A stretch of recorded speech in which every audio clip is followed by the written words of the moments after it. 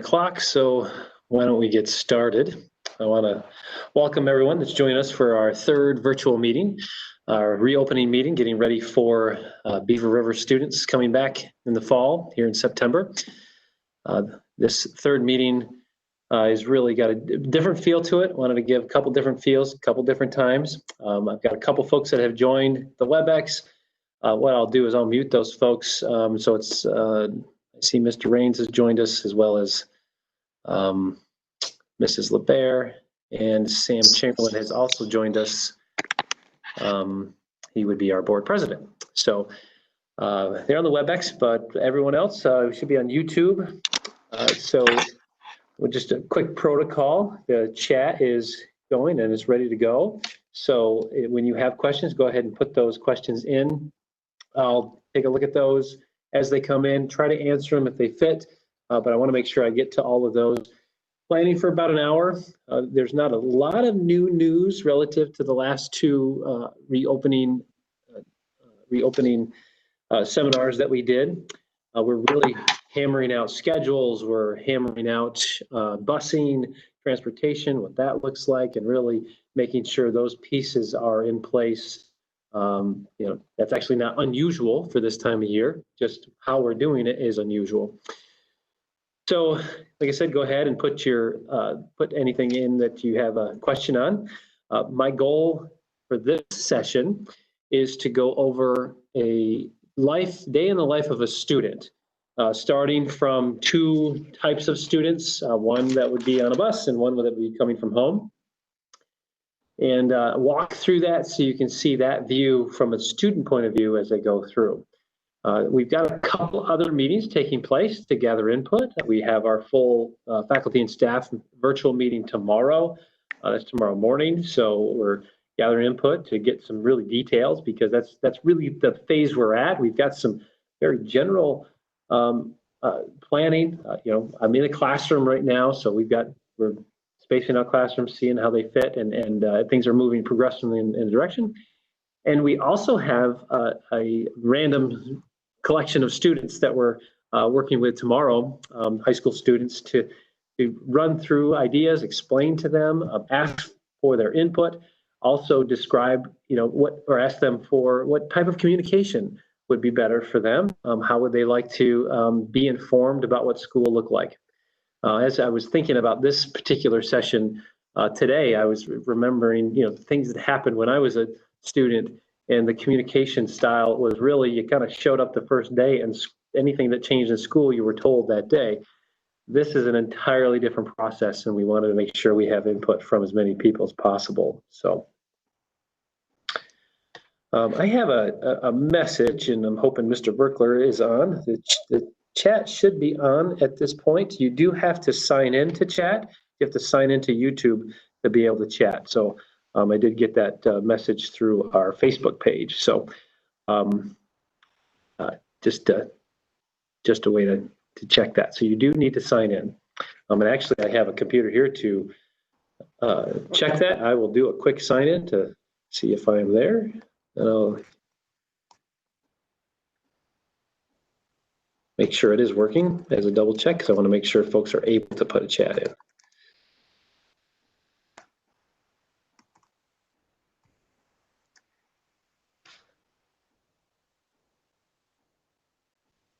It's just double checking right now.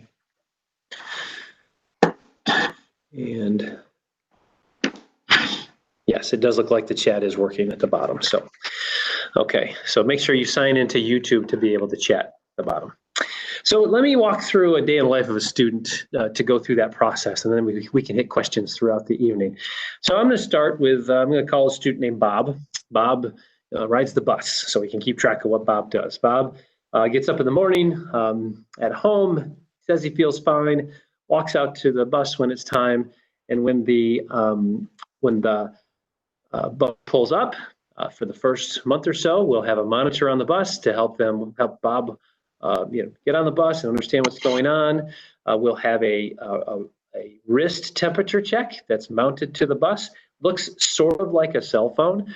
So he'll walk in and put his wrist underneath the temperature. It'll beep, letting the monitor know if If temperature is good, if he's good, then he'll go ahead and put the wristband on that's given to him, and then he'll be able to go back to his assigned seat on the bus. Now, we do have to have assigned seats because we're keeping that distance, and we need to fill from the back to the front. So as the bus is filled, that's how that would work.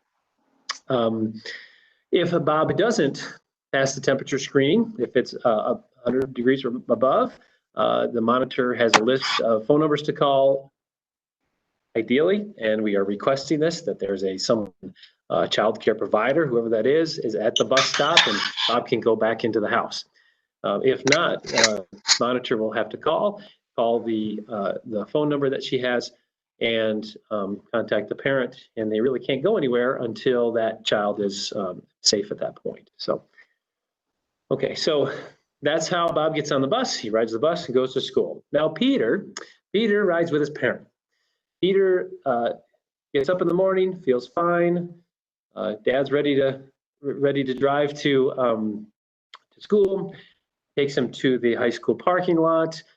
Maybe gets there around 10 after 8, but the doors aren't open till 8:15. So Peter hangs out with his dad in the car for a little bit, and then 8:15, the doors open. He can head into the elementary gym through the back doors where there are 10 lines. Well, you can join in a line and stay 6 feet apart. And if Peter happens to be there with other family members, Peter, Paul, and Mary, for instance, they're together, and they can stay together 6 feet apart from anybody outside their family. They'll go through the line, get their temperature checks. If they pass, they get the wristband, they walk into school. If they don't, then they go through into the locker room where there'll be a second temperature check. That's the isolation area. We'll make sure that works. And then we will, at that point, if the temperature is fine, they'll move on, probably be monitored throughout the day. But if the temperature is too high, then the nurse will call parents to come pick Peter up. So at that point, both students have made their way to school. They've made it through the temperature checking. Now, remember the bus, they don't go through a second check. It's just the one check. They make it to school. They've entered the school building. Their first stop is to head to their classroom. They're going to go to their classroom, find their seat. The teacher will welcome them, and they'll sit in the seat. And if at the time that's appropriate, the teacher will say, okay, we can now go to breakfast. And if students participate in breakfast, actually most likely all students will go unless there's a second monitor in the classroom, will go to the cafeteria, go through the line, pick up their breakfast, and come back. And they'll come back to the classroom at that particular point. So there'll be assigned times for those to keep the groups of the classes separated as well. So both Peter and Bob are doing this same thing throughout the day. They go to their class. If it's elementary, they'll stay in their class, and special teachers, so maybe there's an art teacher that comes in, second period, and does the art lesson, and then that teacher leaves, and the academic teacher comes back in and does the lessons. If they're in the middle school, many of the middle school classes are going to stay just about where they are. There will be some movement, but the teachers will be moving between classes, and the middle school and the high school are blocked, so that period of time will be, about 90 minutes or so. And then then at the high school, students will be moving. There's no way to actually cohort students completely. We're trying to schedule them, so if they have a similar schedule, they'll be able to stay together. But when they walk, they'll leave the classroom. When they walk down the hall, they'll walk on the right side of the hall. We've actually painted a line down the hall to help separate the two sides of the wall. We'll call it a driving lesson because you walk down the hallway on the right, trying to stay apart from there. When they go to their class, and in between, if a class leaves and comes back in, the room is cleaned in the areas where the students were seated. So the teacher will have a rag with some disinfecting solution, be able to wipe that down. We are looking to extend our typical period time, the time between periods a little bit to make sure we can make that work. So, so for instance, if a student's in a classroom, so I'm in actually Miss Hayes' classroom. I see she made a comment and she saw her room, so she's on. So in Miss Hayes' classroom, there's a lot less desks. I'm going to take and move the camera around a little bit so you can kind of see. As I turn it around, you'll see that the desks are spread out. Okay, and there's room to Miss Hayes' desk There's room in the front, and they are all 6 feet apart. When we measure 6 feet, the idea is that it's really the center of where the student sits. So it's basically from head to head is 6 feet. If we can spread it out farther, we do. This is an average size room, not huge, not small, so you get an idea of what this room looks like. So they're in their class. They'll be there for 90 minutes, and then they'll move from their classroom, high school, potentially middle school, elementary, pretty much stays where they're at, but they will get breaks. One thing to know, now I'm in a classroom right now. I'm sitting down. I'm in an instructional mode, so the teacher might be up front teaching. If the teacher's instructed, we all can take our masks off. That's a message I want to make sure is clear. During instructional time, the regulations allow us to take masks off. So that's basically the mask break. So as long as the teacher isn't moving around the room too much and students in the room and the teacher, the situation is such that the mask can be removed, the teacher will direct the students, you can remove your mask, and class can resume from there. At some point, the teacher may say, go ahead and put your mask back on. You put your mask back on, and most likely that's when a teacher might be working with other students, okay? Now, think about the guidelines. Remember, we talked about this a couple times in our virtual forums, is that the guidance from the Department of Health is that obviously 6 feet apart, with masks or without masks, you're 6 feet apart. With contact tracing, this is an important piece to understand, that the way the virus spreads is there's an amount of time that contact with less than 6 feet without a mask where this virus is spread is 10 minutes. So anytime that there's individuals that are closer than 6 feet, they need to wear a mask. If for some reason they don't have a mask, which I'm not sure what that case would be here in school, then they would be, if they're together for longer than 10 minutes, they would fall into the line of contact tracing. That's actually when the point of transmission actually lands pretty high. So class goes on throughout the morning. Student then is ready for lunch. Okay. Normally what happens is in the elementary, the student's already in their class for lunch. When it's their time to go, they'll go to the cafeteria line. It'll really just be that class. Go through the line, pick up their lunch, and then go back to the classroom, eat their lunch. And then when they're done with their lunch, we'll have garbage cans able to take the refuse, and that'll be removed, and then class will resume. Let's say Peter's a middle school student. How that will work is Peter will be scheduled to be in a class. He'll go to that classroom. That class will be, maybe it's been the one he's been in all morning. When that class has their time to go to the cafeteria, they'll be assigned to go to the cafeteria. Same thing. Get their lunch, go through the line, get their lunch, take their lunch back to the classroom, and eat in the classroom. If it's a high school student, and actually middle school is the same way, I believe, we're still working that out, is we have short study hall. That short study hall, which actually it's a classroom that students will be at to eat their lunch. So they'll go to that classroom. Whoever is the supervisor of that classroom will let them know what time it is that they can go to their to the lunch. They'll go with them to lunch. They'll go through the line. They'll get their lunch. They'll come back to the classroom and eat their lunch.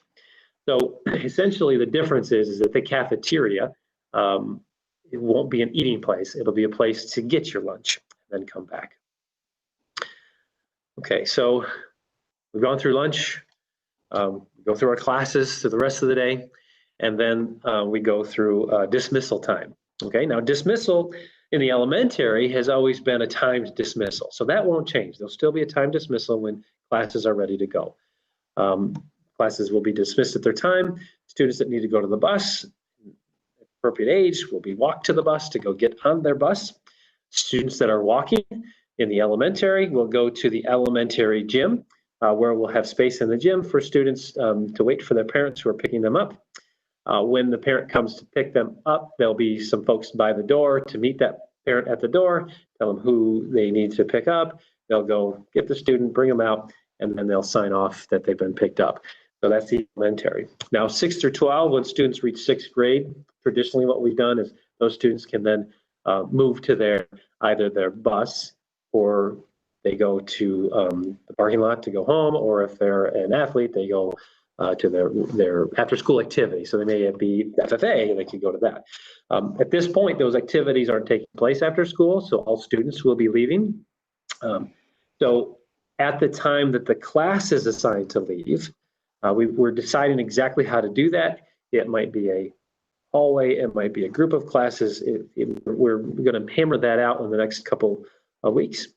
Then those students will go to their location. So if I'm a student that needs to ride the bus, I'll go to my bus. If I'm a student that rides home with my parent, we don't have them sign out. They walk from their basically leave the pool doors and they go down and they can get to their ride outside. If they have a sibling that's younger, they could go pick up their child from their brother or sister from the elementary gym. We're working on what that would look like in terms of getting the approval for that, but have the student sign out their sibling, and then they could escort them to the car. So that'll actually speed up the process for families to leave. And we're also working on the parking lot configuration for that when we look at the numbers, what that will look like. Okay, I just got a couple questions. One question came up, is there going to be recess? Yes, our plan is to have recess. We're working on what that schedule will look like. We believe in recess, believe that needs to happen. Obviously, that's elementary. The 6 through 12, we don't have recess, but we are still planning to do that. Another question was, what about young children walking from the elementary gym to their class in the elementary wing? Who will be monitoring this as they will be walking through the high school? So we're going to work on that process. Actually, we're working on staffing and where all those locations would be. So we're not sure if it will be someone who says, okay, everybody wait, and then we'll walk, or if it will be just people in the hallway to walk them down. Obviously, the first few weeks of school, we need some folks to be escorted down. So we'll be working on that process to get folks down there, especially for the primary grades. Okay, so now we've hit dismissal, that process. We talked about getting the bus, we talked about the elementary gym, and who leaves at what particular area.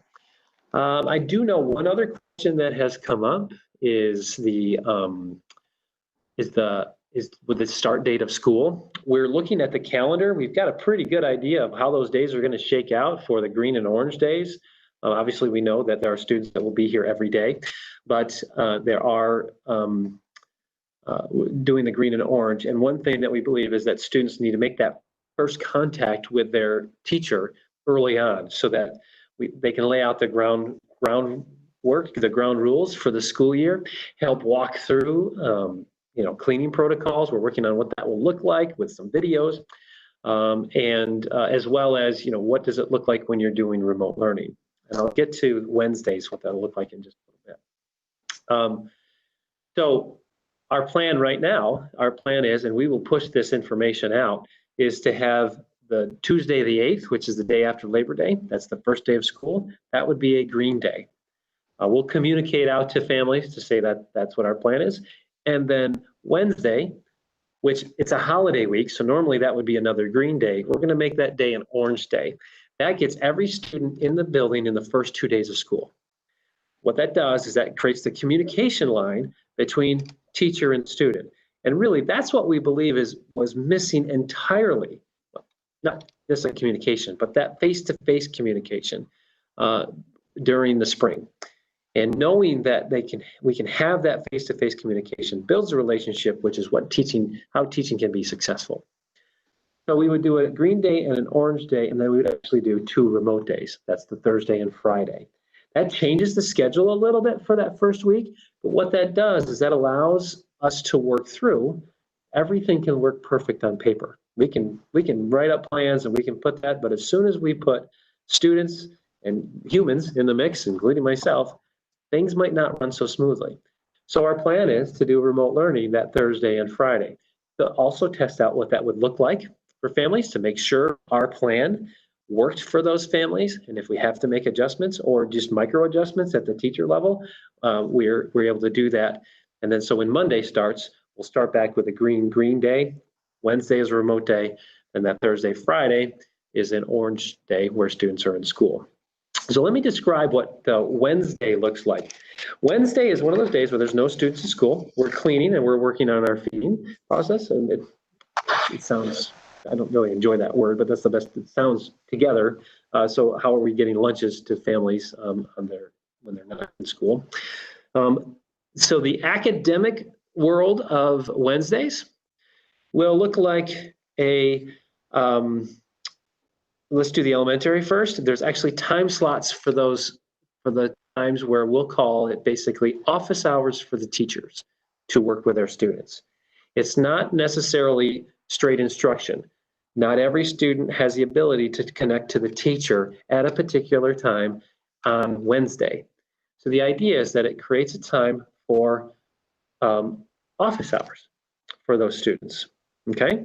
I'm gonna hit some of the questions that we have. So we have one question that I have is, how will BOCES work, transportation there and coming back to school on the days that they are remote learning? So first of all, BOCES will be able to go every day. We're happy to be able to do that. They have the space there. We will have transportation clearly from school to BOCES. We have that every day back and forth. We're working on how to make that work with all the other transportation, but we will have that. In some cases, students need to be transported to school.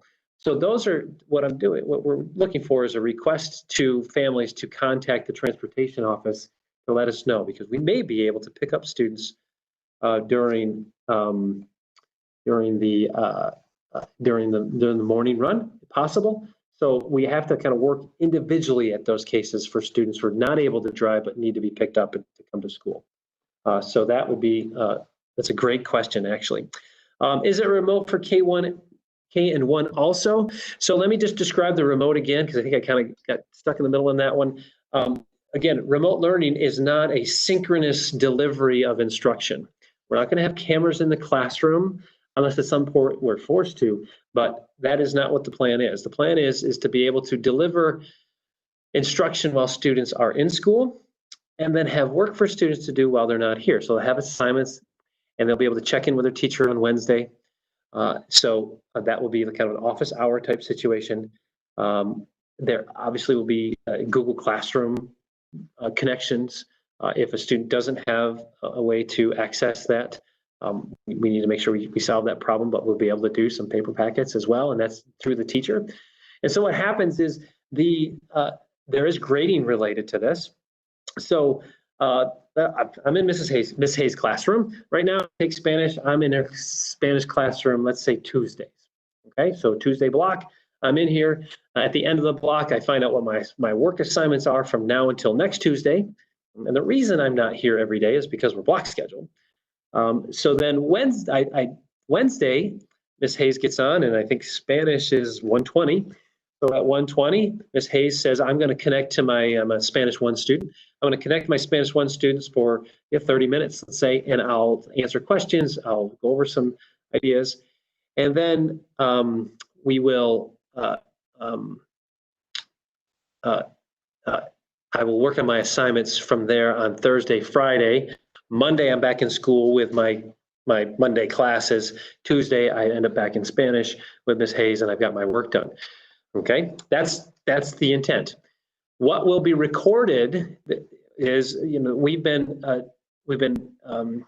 told that what we need to do is determine not necessarily attendance. So that's why I think the synchronous question comes out there. We're not delivering instruction while students are remote on those opposite days, orange or green.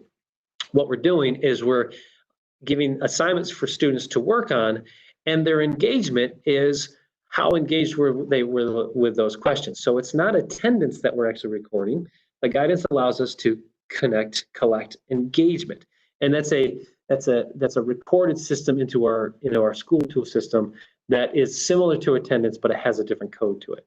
So that's a new code that came up. Is our remote learning synchronous? Is another question. That was a question we just asked. Will the students have lockers? Our plan right now is that they will not have lockers. That's actually suggested in the guidance. So students are able to wear the backpacks throughout the building to carry books. And much will be done on Chromebooks, so the weight should be decreased as well. Lindsay clarified. So Thursday the 10th and Friday the 11th will K and 1 be in the school building? We've been working really on the green and orange for that schedule. It's a great question that I don't think we've answered yet. But when we put out the that particular schedule, we'll let you know. My first answer is I'm thinking that would make sense to do that, to have students on that same schedule. But I want to talk it over with our staff for that.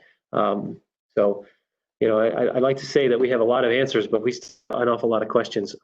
And these questions help us get to the point where everything is prepared. So still a lot to be done. Let's see. I think we've hit the BOCES situation. KN1. We talked about students. Oh, good question. Okay, can you speak about grade 2 and how they're going 4 days all day? Could you explain the rationale and how the classrooms are set up? Are all the students still with their teachers? So yeah, great question. So this, we covered this in our first session. I don't think I talked about it in the last one, so it's good to bring it up again. So when we first designed or worked on our design for getting students in, our hope was to get as many students in the building as possible, because we understand that, and mostly at the primary grades, to be able to connect with them. So that was the work that we did. So we were trying to figure out how to do K1 and 2 in the building every day. We had a way to do it, but it was quite tight. But also, after working with the kindergarten and first grade teachers and really looking at the classroom instruction and the schedule, it actually made sense to do K1 half day. Second grade, the academic rigor obviously increases as grades go up. So we were able to have those students in those grades, and it's the smallest class as well. Smallest class, and actually has the highest special needs group as well in that group of students. So having those students in with the support was a priority. So those were the ideas around second grade. The question also, are the students still with their teachers? We had to add an extra section, and I believe letters were sent out to notify the second grade families of who their teacher is for that as well. So that information was sent out. If not, please call the elementary office and make sure you can get that information. That's a good question. So what will that look like? We were able to fit 12 students in a classroom in the second grade classroom. So there will be 12 students in the classroom. It's smaller group numbers. They're able to be 6 feet apart, and we're able to do that instruction. Will the elementary be using their lockers? There's always been one per student in each class. Actually, at this point, lockers are not assigned to students. We will not be assigning lockers to students. And we're working through what that will look like for our classes. And that's really based upon separation of students and according to the guidance. So we're able to do that as well. Good question. Good question. I'm going to probably keep rambling here for a little bit. I don't see another question, but feel free to put those in. And we're a half hour in, and you know, I'll give it 5 minutes, and we'll keep going.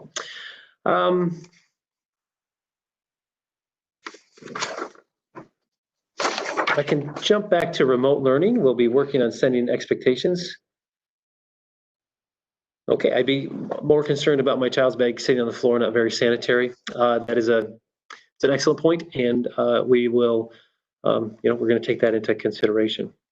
Actually, pre-K was one of the topics that came up a while ago. I want to continue that. I think we're almost to the point where I think we can come up with a pre-K solution that's it's, for lack of a better term, a hybrid situation where it's almost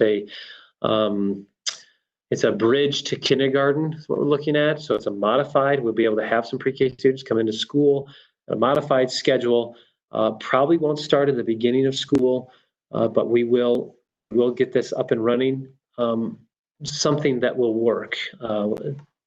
Again, it's the details that are making it difficult, but it would be something where we'd have smaller numbers of students working with a staff member for probably an hour and a half on those social skills that we work on in pre-K. So I wanted to make sure that message got out as well. We will be handing out information about remote learning, so I'm just going to jump back to that while questions come in. we will look at basically student roles and teacher roles. Log into when students are in the remote, they're going to need to log into Google Classroom, or in the case where they don't have the connection, we'll have assignments given to them for them to work on. They're going to interact with the platforms and basically treat it as though they're working on class. It's independent work, but we still have that Wednesday connection. So always before those assignments make their way back to school, there will be a possible office hours for the teacher to work with students. While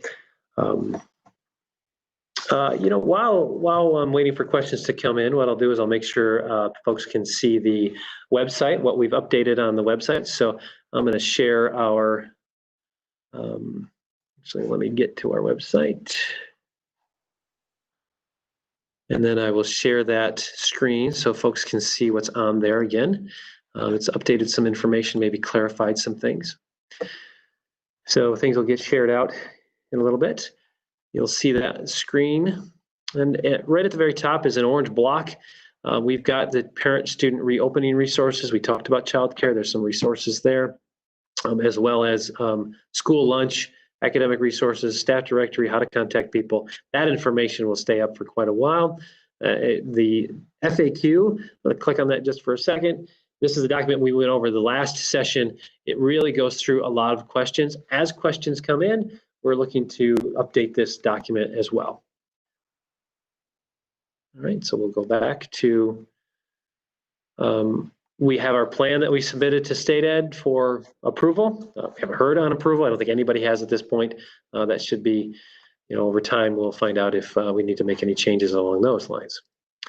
Then also out of the FAQ and the plan that we submitted to State Ed, there are some other pieces of information around our plan that we're required to release.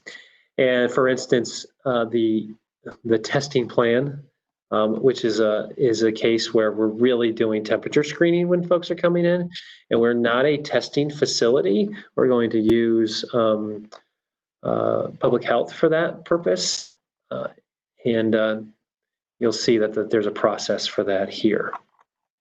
So that information is there. I've got a little bit of time. I can come back to that if somebody wants. They can indicate that on the chat about if a student is sick at school, what happens then. We have our remote learning plan. We'll put those expectations in as well as we move to that. Well, that's interesting. Right now it's not available, so I'll have to double check on that link, and we'll get that up and running. So that gives the schedule I went over, as well as some expectations for students. And then the contact tracing plan, which is another item that is straight through public health and how that is done as well. So if a student is symptomatic, they'll go to the nurse and they'll be evaluated. If they meet one of the symptoms that qualifies for a potential COVID-19 case, they'll be sent to an isolation room. Parents will be called to come pick them up, and they'll need to go to see their doctor at that particular point. And the way the student can return to school is if they, one, the doctor gives them a release to come back to school.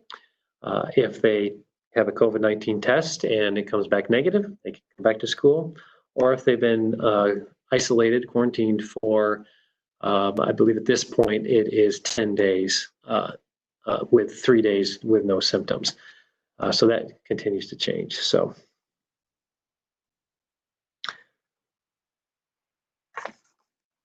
Okay. All right, so I see a couple questions that came up. Oh, good question. Are there other options for students who can't log on during the specific times on Wednesday? What other means are there for the attendance to be counted on that day? So if they're not able to log on, the teacher, when the students return, there's the attendance process goes back to the engagement. So where students engage with their work throughout the time. So if they had sent an email to the teacher that said, well, I couldn't log on, and they tried to, that's actually engagement. If the student did their work, that's engagement. Obviously, those two pieces need to be done together. And so that's how that will work. So it's not actually attendance, it's engagement. So if you look at it from that direction during remote learning, that is how we are looking at that, and I believe other school districts are as well. In some cases, they may be putting a camera in the classroom, but that actually is not a real great way of learning. But if we're forced to move in that direction, we might have to. Are there going to be updated school supply lists? Actually, two questions right in a row with that. Where do elementary students put school supplies? So actually, there's two questions there. So school supply list, if that needs to be updated, we'll get that out to families. Where do elementary students put their school supplies? We will have the desks. Those desks are owned by those students, so they'll be able to do that. What if a child has bad allergies and shows symptoms, but it's allergies? So this is a great point because symptoms of allergies often are the same symptoms for COVID-19. For instance, even a common cold is similar, but allergies. So we have the ability to make the judgment call in that case, but this is a big piece of communication between both parents and school. Is we need to make sure we know which students might have these situations, and it'll be the nurse's office actually to make that call. It could be possible that a student often has a fever, and so if the doctor has told us that there's often a fever, but these are the signs of potential infection of either COVID-19 or something else to be concerned about, that's what we'd be looking for. But that's a great question. So if you have a child who has fall allergies, myself, I'm one of them. I have a cough all the time in the fall. So I let people know that that's what that is. Those are allergies. I feel well. I don't have a fever. So that's what that looks like. So that was what we would look at from the parents to inform the school around those symptoms. Let's see, question, will all middle school and high schools have blocked classes? Yes, actually we are blocking all classes from 6th grade through 12th grade. There are some classes that can't be blocked, so they're shorter periods, the way our schedule works, but the majority classes will be blocked, and the purpose of that is to limit the amount of movement throughout the day to keep our cohorts together, per se, for a longer period of time. That was a decision we kind of went back and forth about, and for the health and safety reasons, that's why we went to the block. Actually, at the high school, we already had blocked, but the middle school will be moving in that direction this fall. So, very good questions. I know the YouTube channel is a little bit farther behind, so I'm going to wait a little bit. I think I've caught up with the questions. This is one of those questions that come up, and I like to answer it because I know it's hard to tell, but do you see this being a long-term or a short-term plan? So, this is one of those cases where I say, we've all got to put our opinions into our pocket. It is very hard to tell. Let me just give some scenarios because I think that's probably the best way to describe, if anything, if it's my opinion, I think it's actually more fact than opinion. So at any point, infections rate could rise. And what could happen is we would be working with public health to determine if we needed to close school or not. So if we close school, we're going to move to a remote learning process that is similar to our Wednesday model, where there's daily connection to students. If that remote learning, for some reason, happens before school even starts, maybe there's an infection rate in our region that increases for some reason. At some point, we're going to move back, we'll be remote. The next step would be the hybrid situation, which is what we've been feverishly, for lack of a better term, working on for the last month and a half, 2 months. And then hopefully from there, we would move to a more open case, and really the key component to get us to the point where we where we're able to have all students in school is moving from the 6 feet. And moving from 6 feet down to 3 feet would allow us to have students in school, all students in school every day. So what will drive that will be a couple entities outside the school district. One entity would be public health. We'll be working with them. Another entity might be an executive order by the governor. But I think both of those things are going to be driven by an infection rate. So I know this is difficult. This is hard. I don't think anybody wants to live like this, have our school operate under this. This is not ideal whatsoever. But I believe that this could be a shorter term if we make sure we follow those protocols. And that's a partnership between the community, that's a partner in the school, that's a partnership with students and us. I know there's a lot of strong opinions on both ends of the spectrum, and that you have the right to those opinions. But we have to follow the guidelines, and those guidelines are meant for safety. And by following the process that we have in place, I believe we'll be fine. And if anything, we can be an example up here in the North Country for the rest of the state that we've got this under control. We're following the protocols. We're ready to roll. So, so getting kind of to the end, there's not a whole lot of other questions. I want to thank the community for, first of all, engaging in these conversations. That's one. Bring up questions that maybe we haven't answered yet or we don't have answers for. And also I want to thank for the support. It's been amazing. You know, these have been hard questions, but they're hard questions because people are engaged. It's not a negative thing. And also the many comments that I personally have received, staff have received, that, you know, this is tough and we're going to be there to support and we're going to work through it. And I want to say I truly appreciate all facets of the community. So from the parents, grandparents, to the students, to the faculty, to the staff, all those folks want to make this work because we know that kids in school are what's important for them to learn and get ready for the future. So I've rambled on long enough. I think that's probably the delay time. So I'm going to go ahead and say I think that's it for the questions. I want to thank everybody for jumping in and joining.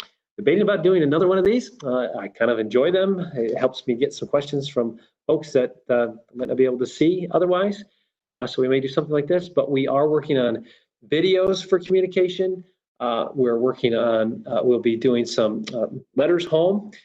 The concern about letters right now is the delay in the mail. You know, some of the letters are taking over a week to get there. So the way information travel or the way regulations travel right now is they change, you know, almost daily. It's less so lately, so that feels a little bit better. But we could send a letter and then this could change and that would totally confuse people. So we're being cautious about what that timing of the letter could be as well. So thank you again, everybody, for joining. I hope you all have a wonderful evening. We'll stay in touch. Have a great night.